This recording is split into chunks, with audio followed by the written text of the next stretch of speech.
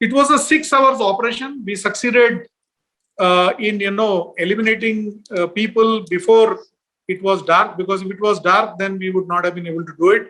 The operations would have been shifted to another day, and maybe people would have escaped, because this area is very, very hilly, and it's very difficult to really cover it physically. So the results you can see, 5 suicide bombers of Lashkar-e-Toiba we could kill, along with the divisional commander. A lot of heavy weapons. So that means our call was right. We knew that these small attacks here and there is not the real thing. They're going after something big. So this was the evidence that we were correct, we were vindicated. So we found sniper rifles. Sniper rifles usually used 800 to 1000 meters. So that means they had some real plans with long range kind of deployment. We found about 100 kilos of RDX. 100 kilos of RDX is good enough to blow up a town actually. So that means they were planning something big. We had rocket propelled grenades, explosive charges. These are pre-shaped charges. You just deploy it and you can activate it. And we found 5 Motorola sets.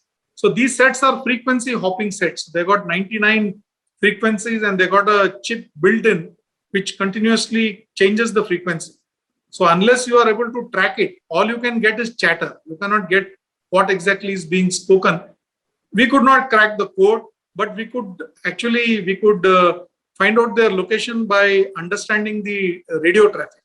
But this is what we found: 5 lakhs in Indian in currency, resins, energy bars, medicine, etc. From our side, it was a good operation. No deaths, no collateral damages. Indian Army is very sensitive about collateral damages, unlike some of the other international armies. 2 battle casualties, me and another guy, the Havaldar. Both were evacuated, both got permanently disabled, both had to leave because of our disabilities. The entire area was secured, all operations were secured. The division which was supposed to go through us, they were cleared to go. All the dumps which were required for continuing battle for almost 6 months, so we could save it. If this would have blown up, then we could not have really carried on with the war effort. There was no civilian casualty. Again, we are quite sensitive about civilian casualties. All operations were without losses and disruptions because we had worked in anticipation. We had honed our drills. And most important, the honor. There is a lot of honor attached to these things. So that honor remained intact. Now, again, couple of lessons which are, relevant in battlefield and also in the corporate world: trust and responsibility. Like I told you earlier also, you cannot be yatra tatra sarvatra. You have to trust your people. To gain trust, you have to train them, you have to work with them, you have to sweat with them. We have a saying in the Indian Army: more you sweat in peace, the less you bleed in war. And you have to give responsibilities. You have to train people by giving responsibilities. Even if they fail, doesn't matter.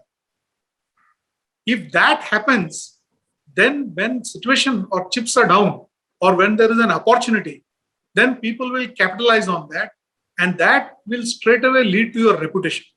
If you look at corporate, many of the corporates, they've got excellent systems, processes, people, but they do not respond to customer requirements. Of what use is all this infrastructure if your company is made in such a way that the person near the customer cannot react? So that's very important, to train people, to place your trust, give them responsibilities and prepare them. Second thing is, most important, know yourself, but know your enemies even better. So you spend a lot of time on yourself, understand what is your strength. Yourself means not you as a person, your team, each and every team member. And then you need to spend a lot of time knowing your enemies, and that's exactly what is required in business also. And one of the things which we must remember is success always is a dangerous thing.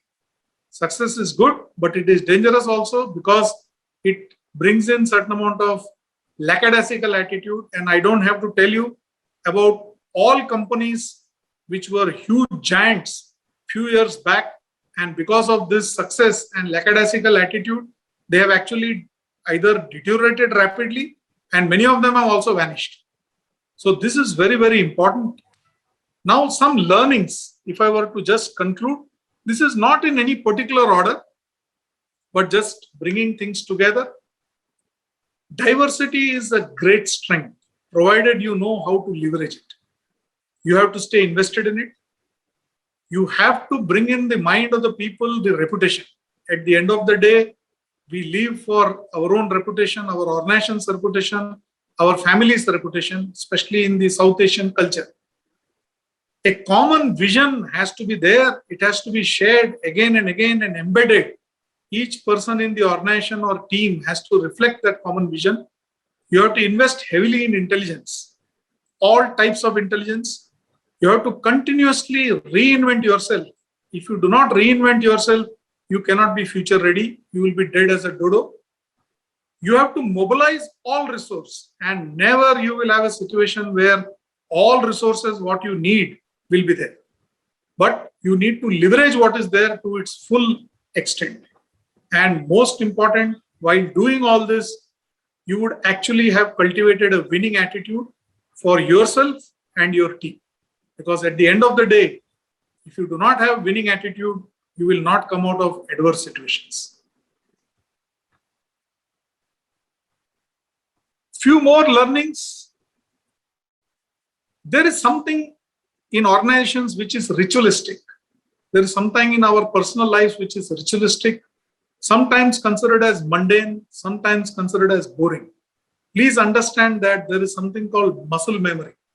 Unless you go on refining your drills, processes and practices and go on practicing them, when chips are down, when your faculties are not working, you will react in the wrong way.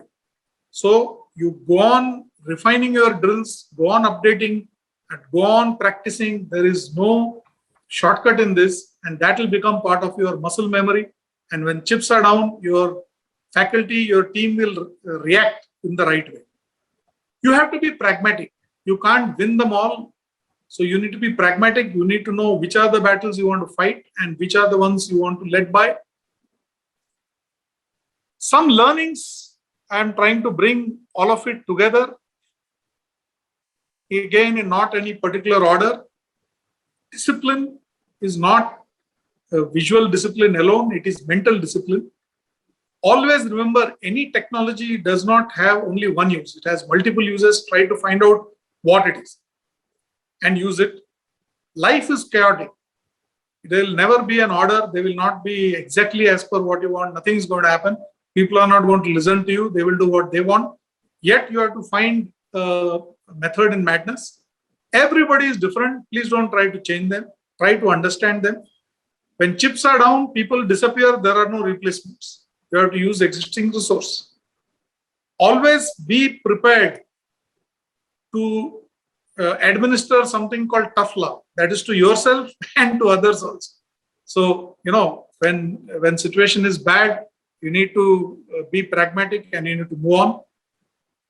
Wherever there is space, whether it is business, personal life, or in battlefield, you dominate it. You don't allow vacuum. You continuously dominate that space. You look for opportunities. Planning versus execution. Don't spend too much time on strategy and planning. Be sure about your execution, because execution will definitely get you there. Muscle memory is very important. Battlefield, there is no profit motive. So that's something which, always we have to remember. In corporate, profit is definitely a motive. Fog of war. Whenever chips are down, nothing is clear. You need to make sense out of it. Dual use technology, again from battlefield to boardroom. There are several technologies which are dual use. So you can always see of what use it is to you, and then you can use it. Train your team to take decisions 1 up and 2 down, and you yourself do it. So if your assistant is not there, you should know what to do. If your boss is not there, you should know what to do. Don't wait. Don't wait for some replacement. That replacement will never come. And like I said, processes and practice which develops your muscle memory, which will invariably help you when chips are down.